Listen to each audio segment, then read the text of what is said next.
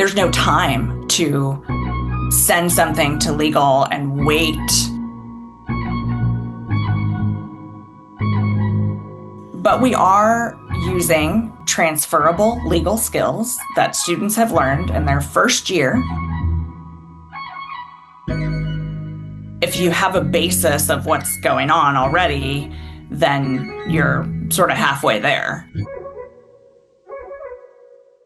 Hello everyone, I am Sergio Maldonado and this is Masters of Privacy, a set of interviews covering the intersection of marketing, data, privacy and technology with a clear goal in mind, which is redefining the relationship between people, brands and media around transparency and control.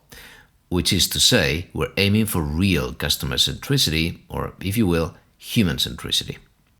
We regularly talk to DPOs, CMOs, CDOs, and whoever else we find interesting and able to share valuable insights.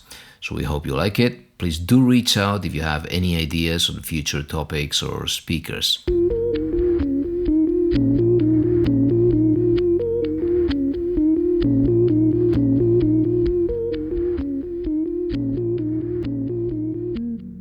Okay, we've got Linsey Krolik here today. She's Assistant Clinical Professor at Santa Clara University School of Law, where she runs the Privacy Law Certificate and teaches privacy law.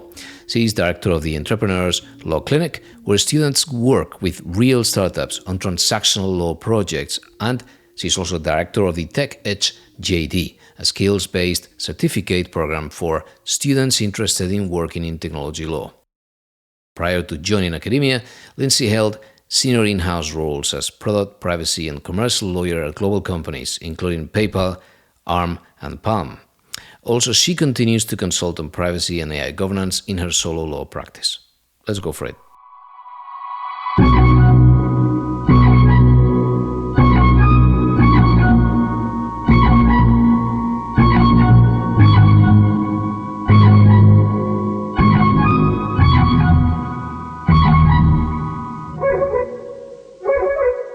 Linsey, thanks for joining me. Thanks for having me. It's great to be here. So, as a warm-up question, I wanted to ask you something that I find is unique is this approach of the product lawyer, right? And so of the product counsel, and how the role they have as a differentiation with a DPO or a chief privacy officer or an AI governance professional. How would you define that? There's responsibility of the product lawyer. Yeah, the product lawyer is such an interesting role, and it's a somewhat new role. It was made up, I think, maybe 10 years ago. And it is, I think of it like being a mini general counsel. So within a large company, you might have a chief legal officer and then a general counsel kind of at the top. Or you might just have one of those roles. And then underneath, you have all these different kind of specialty areas of law, employment, commercial, intellectual property, privacy, more specialties. And then you have this new thing called product lawyering, product counsel. And what it really is a lawyer that partners with the product team or the business team that is launching new products and products, a classic example of product liability might be a car that has safety issues, right? That explodes. Oops, right? Recall. We think about product liability for law students who are in torts, first year of torts, they're learning about product liability. Product counsel is a little different because today's products are so much more, and they still include things that could explode sometimes, but sometimes they're not physical. Sometimes they're services. They involve a lot of data, right? And the money part of it is not just a one-time purchase. It might be a subscription that renews, and there's just so much more going on. And now we have AI as a part of that technology. And so what a strong product lawyer does is partner with their business team, specifically product managers who are developing new products or tweaking existing products to add new features because we know, it's not just a one and done thing. Products are continually improved.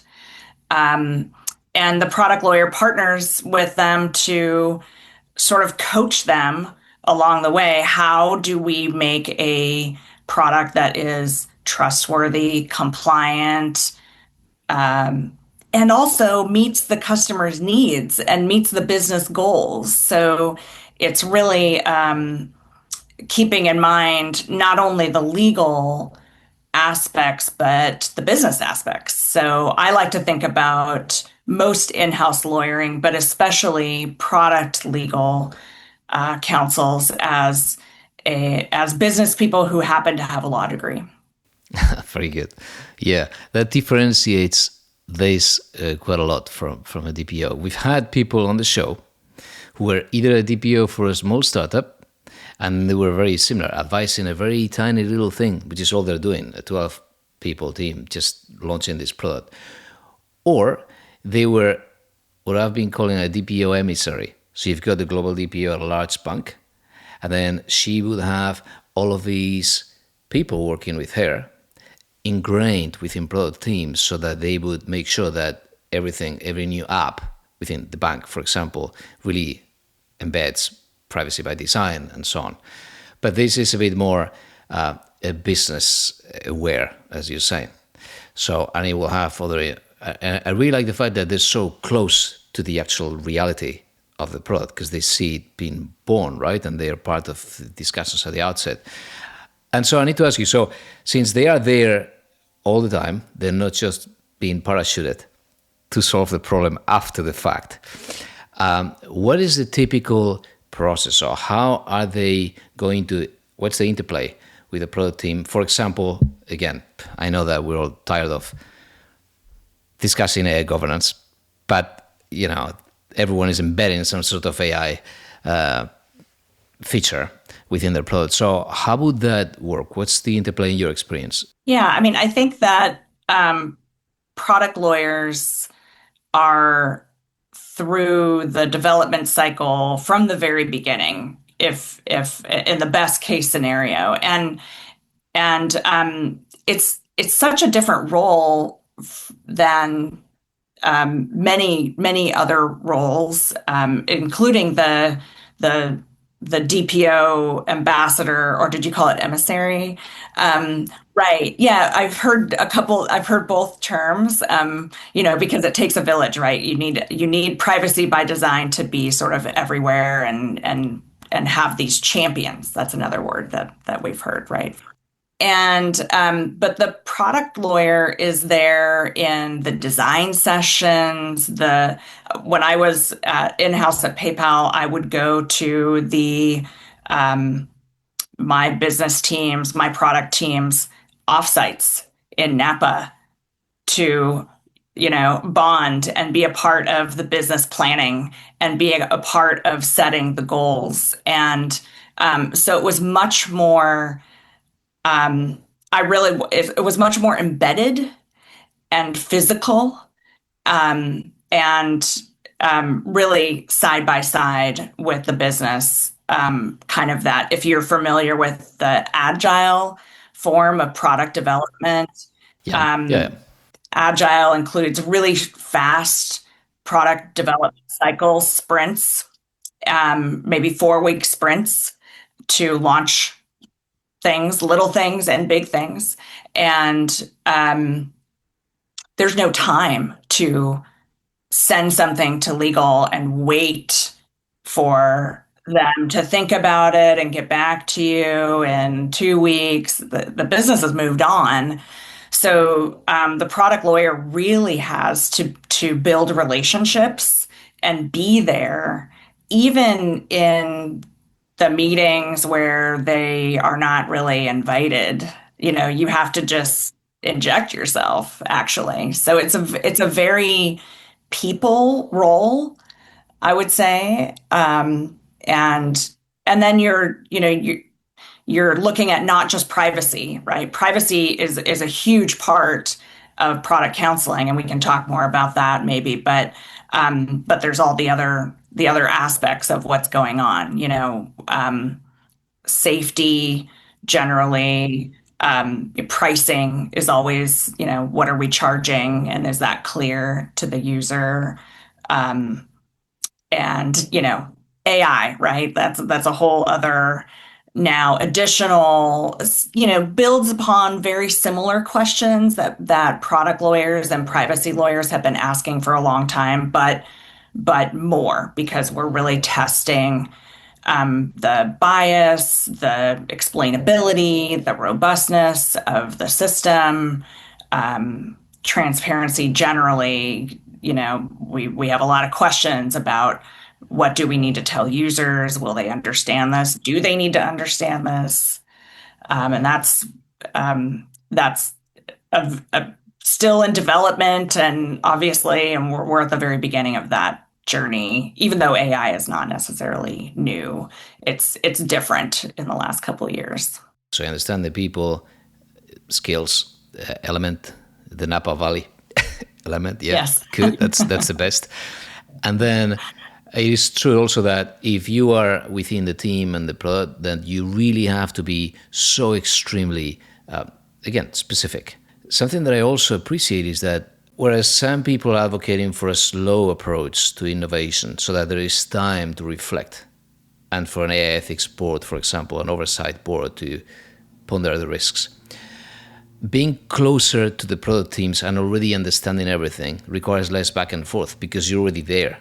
So perhaps there's a good balance and you can activate faster. Yes, I think with developing technology like this, like we're seeing with AI, if you have a basis of what's going on already, then you're sort of halfway there.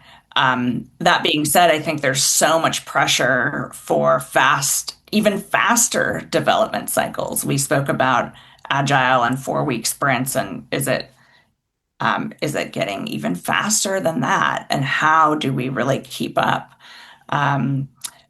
But I do think that you by being there and by knowing the product deeply and knowing the business deeply, being a user of the product, right? If you've heard the term dog fooding, this is something that product lawyers do. We're often early beta testers of new products and features, and so we see how things really play out.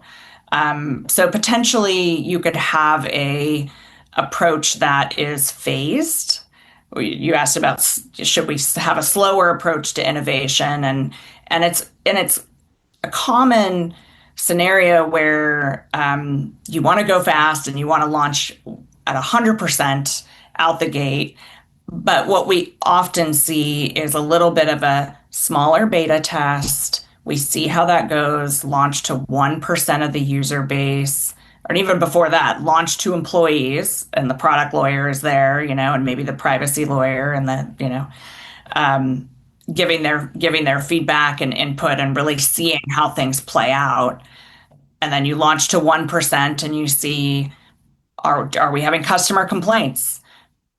Do we need, things that we didn't expect? Because with AI in particular, sometimes we don't know what all the risks are. We do our best to try to anticipate, and then we find out, oh, this, something acted as not as expected, and we need to, maybe even take it off, or we make a tweak, and then we go forward to the next 2% or 5%, and you can scale in that way. I'm thinking that perhaps because you're in the Valley, you yourself as a lawyer being influenced by the same dynamic in product development. So it's not just you affecting them, and maybe them being more open, product managers being more open to the risks and to being responsible, but you or everyone as product lawyers and product counsels now soaking in the same logic, and so now you're thinking in terms of short or tight feedback loops, as you're saying, and you're tied into the sprints, and now you yourself are being part of this. You've adopted this mindset. So in this article you co-authored, you're talking about the vocabulary that Product Counsel needs to use, right? And how this vocabulary is evolving. And you're talking about transparency, things that I deal with every week. So transparency, consent, and bias. And you're saying they take on new dimensions, right, these days. And so you're talking about the expanded vocabulary. So you mentioned things that, yes, we were recently revisiting, like data provenance, algorithmic fairness. So can you speak to that? Is it still evolving? What are your favorite terms as part of that vocabulary to make sure that people are up to speed and really able to speak the same language as the rest of the product team? That's a great question. Vocabulary, I think about vocabulary in two ways. One, there's always new vocabulary and terminology. In AI, there's a lot of new terminology to a lot of us, people who have been working in machine learning and AI for a long time, maybe knew about supervised learning and unsupervised learning, and just even understanding how the technology works. There's a lot of lingo there that, you know, frankly, I knew the term machine learning for the last 10 years, but supervised learning and unsupervised learning and semi-supervised learning and reinforcement learning were new terms to me 2 years ago. And there's more. There's agentic AI is the new term that I feel like everyone is talking about. That's the new term that is the buzzword. I was talking to somebody last week who said, we used to just call this an app, but now we call it agentic AI, which I thought was interesting. So there's a marketing package around that word as well, but it does mean something as well in terms of putting different AI systems together in a sequence and having a workflow or a task completed. So I think there's just constantly some new term that we're all trying to learn about. I have some students who right now are studying for the AI governance professional certification from the IAPP, and they were lucky enough to get some sponsorships to do that, which is very exciting for them. And one of the things that I've heard from them in that study is they're surprised by how much technology terminology is a part of that. They expected it to be legal, right? And we get there. We get to AI governance and what that means, and risk assessments, and all of the risks that we could think about. Some of them are new to the student. A couple of years ago when we first started talking about AI to students, the term hallucination was new as a risk. But the other way I think about terminology is I think that it's very important, and this is actually why I started teaching at Santa Clara originally. I think it's very important to use plain language and get away from whatever lingo we all have to the greatest extent possible, because lawyers have a lot of legalese, engineers have a lot of technical lingo, business people have business speak, accountants, have their own language, artists have their own language. We all come from backgrounds that that have different pieces of terminology, and we sometimes end up talking past each other, or we think we're talking about the same thing, but we're not. Oh yeah, the war of the acronyms, right? Like a DPA to a lawyer is not the same as a DPA to an Yes, engineer. Then there's yes, that war. yes, yes. And every company has an acronym bank that they're using for their products. It's all shortcuts. And so if you always have to think about your audience. So I think it's very common for all of us, but especially I would say junior lawyers or law students to think they should know everything and be embarrassed to ask a dumb question about a term because everyone around them is using this term, but they don't understand what it means. And so I always encourage people to take a step back and model. Um, let's define this acronym. DPO, or what are we talking about here? Let's just make sure that everyone's on the same page. And if we can do that in our everyday conversations, as we're nerding out and we're enjoying nerding out about all of the new things that are in privacy and AI governance news, it gets very exciting and we want to kind of, really dive deep into it. But I think if we can challenge ourselves in every conversation to maybe just say, for this, I mentioned this term, I'm just going to define it just in case, we don't all understand what I'm talking about. And so we're on the same page. So you are so close to this new roster of lawyers, right? That are going to be joining these companies. So I'm training lawyers that are already lawyers, and then they want to learn about the GDPR and so on. But it's very different. But you get to see these people that whose careers are really taking shape. They're really excited about data protection or privacy, and at the same time technology. You just said it. They need to understand the technology. You can't even read the Colorado AI Act or the EU AI Act if you do not understand the technology. You need to understand the basic concepts. But it gets overwhelming. And as you said, there's so much information, it feels like you never really know anything. So where does the law stand? And I mean, in the end, we want to give people solid grounds in the discipline that makes them a professional. And you come at it from a law school. You mentioned torts, for example, in product liability, right? Does it make sense that we focus more and more on the baseline, on the basic legal thinking, on something that doesn't expire so fast? And so that whenever the product lawyer, the product counsel joins the company, many of these things, they'll be horizontal. Everyone will learn them at the same time, but only they can think as a lawyer. And so the distillation of that, of the one thing that makes you a lawyer today, when everyone is trying to avoid the legal jargon, just because of what you said, it's even in the GDPR, even in privacy notices, you cannot use legal jargon anymore. So if this is the case, what makes a lawyer in a world where everyone has to speak the same language, if that's maybe the better question? One thing that so I will say that I teach very practical courses at Santa Clara. The course that I came to teach and the class that I've taught for the last 6 years and will always teach is the Entrepreneurs Law Clinic.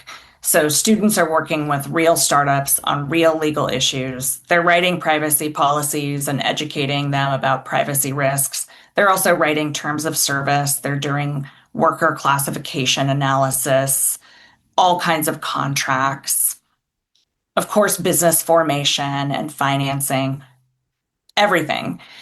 But that's real. And what we get to do in that class in particular is problem solve and risk rate, which is what we're doing in the real world, actually. So, but we are using transferable legal skills that students have learned in their first year. They're critical thinking skills, which is IRAC, right? Issue, rule, application, conclusion. We package it up in a little bit of a different way. It's the same thing. It's through a business lens. And again, back to this terminology, we're writing the students are writing memos that explain a contract to their startup client in a way that has an executive summary so that the client can get first page. They know exactly what the recommendations are and what this contract is about and what they need to pay attention to. And then they have a nice table that explains each section of the contract and gives some practical recommendations for a startup, right? So I think that those kinds of learning experiences really level up. And this is what I didn't come up with this class. I stand on the shoulders of others who have done this around the country. Clinics are amazing in law school because they're real. Um, and, um, and the students really, they're so proud of what they are able to transform their kind of like confusing first year, what are we really doing, into here's something that is actually going to be used, and that now I understand what indemnity is, and now I understand remedies and risk because I've looked at what the obligations are and how this contract is actually going to work in practice, and thought about for my client who doesn't have a lawyer sitting them there, much less 200 lawyers to help them. What are they going to do? And that is a helpful experience as these students go into wherever they're going to go, whether it's a law firm as external counsel, trying to still act like a business partner who happens to have a law degree, or whether they're going to go in-house and specialize more. Even they'll sort of have that problem-solving hat on, and be able to I would say level up, right? So that they're not just sort of regurgitating summaries of the law. That's not what we're doing. We're actually translating this into a lot of gray areas and giving options and assessing what the risk is. That kind of memo should be the new performance test in the California bar. Oh, yes. That would be great. Yeah, thanks again. Thank you. Thank you.